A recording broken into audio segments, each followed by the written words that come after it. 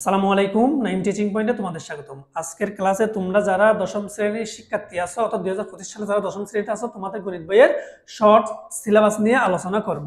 তোমাদের গণিত বইয়ে তোমাদের জন্য অর্থাৎ তোমরা 26 সালে যারা এসএসসি পরীক্ষার্থী দিবা তাদের কোন কোন অধ্যায়গুলো পরীক্ষায় আছে। অধ্যায় 2 সেট ও ফাংশন, অধ্যায় 3 বীজগাণিতিক রাশি, অধ্যায় 7 ব্যবহারিক জ্যামিতি, অধ্যায় 8 বৃত্ত, অধ্যায় 9 ত্রিকোণমিতিক অনুপাত, অধ্যায় 11 বীজগাণিতিক অনুপাত ও সমানুপাত, অধ্যায় 16 পরিমিতি এবং অধ্যায় 17 পরিসংখ্যান। তোমাদের পরীক্ষার জন্য শুধু এই অধ্যায়গুলাই আছে, কারণ তোমাদের বর্তমান যে বইটা আছে এটা হচ্ছে কি নবম এবং দশম শ্রেণীতে পড়তে হয়, নবম প্লাস দশম শ্রেণীতে পড়তে হয়। যেহেতু নবম শ্রেণীতে তোমরা বইটা পড়ো নাই, দশম শ্রেণীতে পড়েছো বলে তোমাদের জন্য শর্ট সিলেবাসটি দিয়েছে শিক্ষা বোর্ড কর্তৃক। এই অধ্যায়গুলোর মধ্যে এবং ফাঁসের মানও ভিন্ন। এর আগে অত বর্তমানে যারা 2025 এসএসসি পরীক্ষার্থী দিবা তাদের ক্ষেত্রে অন্যরকম, তোমাদের ক্ষেত্রে আর অন্যরকম। যেমন সৃজনশীলে তাদের 70, যারা 2025 পরীক্ষা দিবে তাদের সৃজনশীলে ছিল 70, আর কিন্তু তোমরা যারা 26 সালে এসএসসি পরীক্ষা দিবে তোমাদের হচ্ছে 50। সৃজনশীল হচ্ছে 50, সংক্ষিপ্ত প্রশ্ন হচ্ছে 20, বহু নির্বাচনীয় হচ্ছে 30। এদের ক্ষেত্রে সংক্ষিপ্ত প্রশ্ন ছিল না। যারা 2025 অর্থাৎ বর্তমানে এসএসসি পরীক্ষা দিবে তাদের বহু নির্বাচনের সংক্ষিপ্ত প্রশ্ন ছিল না।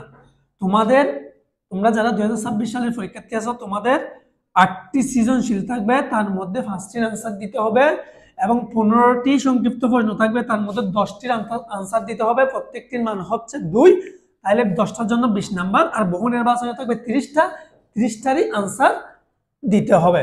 অর্থাৎ তোমাদের আগে যারা পরীক্ষা দিবে তাদের থেকে তোমাদের একটু কঠিন হওয়ার কারণ কি, তোমাদের সংক্ষিপ্ত প্রশ্ন থাকার কারণে তোমাদের বইতে কোনো অঙ্ক বাদ দেওয়া যাবে না। অর্থাৎ যে অধ্যায়গুলো দিছে ওই অধ্যায়গুলোতে কোনো অঙ্ক বাদ দেওয়া যাবে না, কিন্তু যারা 25 সালে এসএসসি পরীক্ষা দিচ্ছে তাদের বাদ দেওয়া যেত। তখন আমরা একটা সিস্টেম করে সৃজনশীল করে দিলে হতো, যেহেতু 7টা সৃজনশীল 70 এবং 30টা এমসিকিউ 30, 100 নম্বরের পরীক্ষা। এখন তোমাদের সংক্ষিপ্ত প্রশ্ন হচ্ছে 20, সংক্ষিপ্ত প্রশ্ন 20 থাকার কারণে যে কাজটা করতে হবে, প্রত্যেকটা অধ্যায় থেকে এই অঙ্কগুলো, বইয়ের অঙ্কগুলো করতে হবে এবং সৃজনশীলও করতে হবে।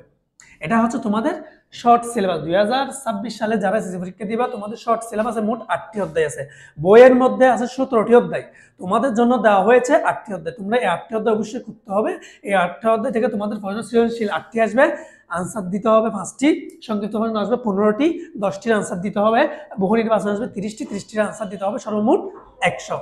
আশা করি তোমরা এই অধ্যায়গুলো ভালোভাবে পড়বে এবং ভালোভাবে প্রিপারেশন নেবে। পরবর্তী ক্লাসে আমি তোমাদের অন্যান্য বইয়ের শর্ট সিলেবাসটি দিয়ে দিব। ততক্ষণ তোমরা ভালো থাকবে, সুস্থ থাকবে। আল্লাহ হাফেজ, আসসালামু আলাইকুম।